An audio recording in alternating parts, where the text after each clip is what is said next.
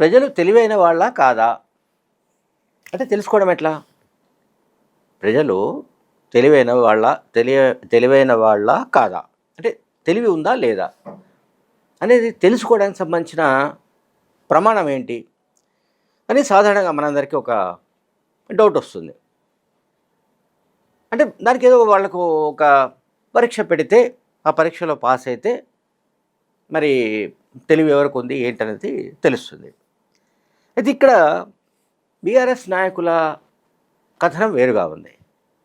వాళ్ళేం మాట్లాడుతున్నారంటే హైదరాబాద్ జనం తెలివైన వాళ్ళు.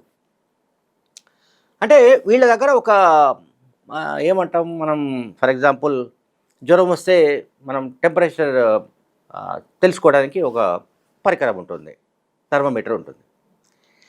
సో ఈ థర్మోమీటర్ లాంటిది ఏంటంటే ఎలక్షన్స్లో కనుక బీఆర్ఎస్ పార్టీకి ఓట్లు వేశారు అనుకుందాం, అప్పుడు వాళ్ళు తెలివైన వాళ్ళు. ఒకవేళ బీఆర్ఎస్ పార్టీకి ఓట్లు వేయలేదు అనుకుందాం, వాళ్ళకు ఓట్లు వేయకపోతే వాళ్ళు తెలివైన వాళ్ళు కాదు, వాళ్ళకు తెలివి లేదు. తెలివి లేని కారణంగానే వాళ్ళు కాంగ్రెస్ మాటలకు మోసపోయి వాళ్ళు ఆ రకమైన ట్రాప్లో పడి, వాళ్ళ వలలో పడి కాంగ్రెస్ను గ్రామీణ ప్రాంతాల్లో గెలిపించారు. హైదరాబాద్ జనం ఎందుకు తెలివైన వాళ్ళు అంటే ఇక్కడ కాంగ్రెస్ పార్టీకి ఒక్క సీటు కూడా ఇవ్వలేదు. ఇది బీఆర్ఎస్ పార్టీ నాయకుల ఒక సిద్ధాంతం. ఇది నిజంగా చాలా ఆశ్చర్యకరమైన సిద్ధాంతం. ఇది ప్రపంచంలో ఎక్కడ మనం వినని సిద్ధాంతం.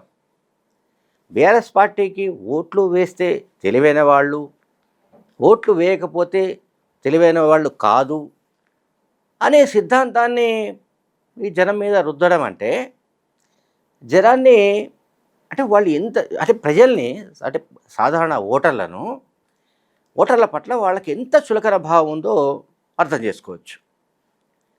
సరే, మీరు క్యాంపెయిన్ చేసుకోండి. బీఆర్ఎస్ పార్టీ నాయకులు, BRS party cadre, BRS party కార్యకర్తలు, వాళ్ళ ఎవరైనా సరే బీఆర్ఎస్ పార్టీ తరఫున ప్రచారం చేస్తున్న వాళ్ళు ఏ విధంగానైనా ప్రచారం చేసుకోవచ్చు.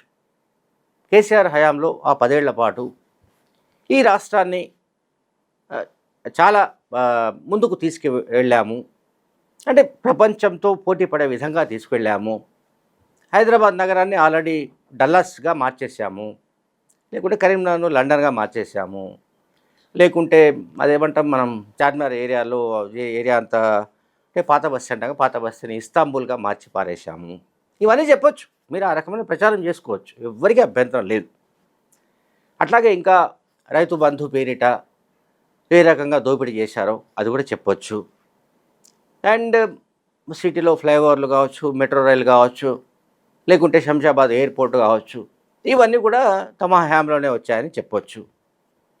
ఇప్పుడు మనం తాగుతున్న నీళ్లు అంతకుముందు నీళ్లు లేకుండానే ప్రజలు గడిపేవారని, అయితే హైదరాబాద్ ప్రజలు కేసీఆర్ వచ్చిన తర్వాత ఆయన మిషన్ భగీరథ అనే ఒక యజ్ఞాన్ని పూర్తి చేసిన తర్వాత, ఆ మిషన్ పూర్తయిన తర్వాత అప్పటి నుంచి నీళ్లు తాగడం ప్రారంభించారు అని కూడా ప్రచారం చేయొచ్చు, ఎవరికి అభ్యంతరం లేదు. కానీ బీఆర్ఎస్ పార్టీకి మీరు ఓట్లు వేయకపోతే మీరు దద్దమ్మలు, మీరు చవటలు, మీకు తెలివి లేదు అని చెప్పడానికి వీళ్ళకి ఎవరు హక్కు ఇచ్చారు? బీఆర్ఎస్ పార్టీకి గ్రామీణ ప్రాంతాల్లో ప్రజలు బీఆర్ఎస్ పార్టీ తిరస్కరించారు 2023 అసెంబ్లీ ఎన్నికల్లో. ఎందుకు తిరస్కరించారో, తమను ఎందుకు ప్రతిపక్షంలో కూర్చోబెట్టారో, తాము అధికారం ఎందుకు కోల్పోయాము, దీనికి సంబంధించిన ఆత్మ పరిశీలన, ఆత్మ విమర్శ, లేకుంటే దిద్దుబాటు చర్యలు ఇవేమీ లేకపోగా జూబ్లీహిల్స్ ఉప ఎన్నిక సందర్భంగా ఇప్పుడు ఈ కొత్త సిద్ధాంతాన్ని తీసుకొచ్చి పెట్టారు. హైదరాబాద్ సిటీలో కాంగ్రెస్ పార్టీకి ఒక్క సీటు కూడా మీరు ఇవ్వలేదు కనుక, అది హైదరాబాద్ ప్రజలు కనుక మీరు చాలా తెలివిగా వ్యవహరించారు. ఇప్పుడు గ్రామీణ ప్రాంతాల్లో ఎవరైతే కాంగ్రెస్కు ఓట్లు వేశారో వాళ్ళకి తెలివి లేదు, వాళ్ళు తెలివిగా వ్యవహరించని కారణంగా కాంగ్రెస్ అధికారంలోకి వచ్చి కూర్చుంది, రేవంత్ రెడ్డి ముఖ్యమంత్రి అయ్యాడు. సో ఈ నష్టం జరిగింది ఎందుకు అంటే, బికాజ్ గ్రామీణ ప్రాంతాల్లో, అంటే హైదరాబాద్ సిటీ మినహా మిగతా ప్రాంతాల్లో వాళ్ళు తెలివైన వాళ్ళు కాదు, వాళ్ళకి తెలివి లేదు. ఈ సిద్ధాంతం నేను ఇంతకు చెప్పినట్టుగానే ఈ ప్రపంచం నివేరపోయే సిద్ధాంతం ఇది. అంటే ఇటువంటి సిద్ధాంతాలన్నీ కూడా బహుశా ఎర్రబెల్లిలో తయారవుతాయేమో నాకు తెలియదు. ఎర్రబెల్లిలో ఇటువంటి మ్యానుఫ్యాక్చరింగ్ యూనిట్ ఉన్నట్టుంది. అంటే ఇటువంటి సిద్ధాంతాలు ఎప్పుడెప్పుడు తయారు చేయాలి, ఎట్లా తయారు చేయాలి, ఏ రకంగా మాట్లాడాలి, ఏ రకంగా శిక్షణ శిబిరాలు నిర్వహించాలి, పార్టీ నాయకులు ప్రజల్లోకి వెళ్ళినప్పుడు ఏం చెప్పాలి. సో హైదరాబాద్ సిటీలో ప్రజలు ఇన్ ద సెన్స్ కేవలం తెలంగాణ వాళ్ళు మాత్రమే కాదు, తెలంగాణలో పుట్టి పెరిగిన వాళ్ళు మాత్రమే కాదు, ఇతర రాష్ట్రాలకు చెందిన వాళ్ళు ఉన్నారు, ఇతర జిల్లాలకు చెందిన వాళ్ళు ఉన్నారు.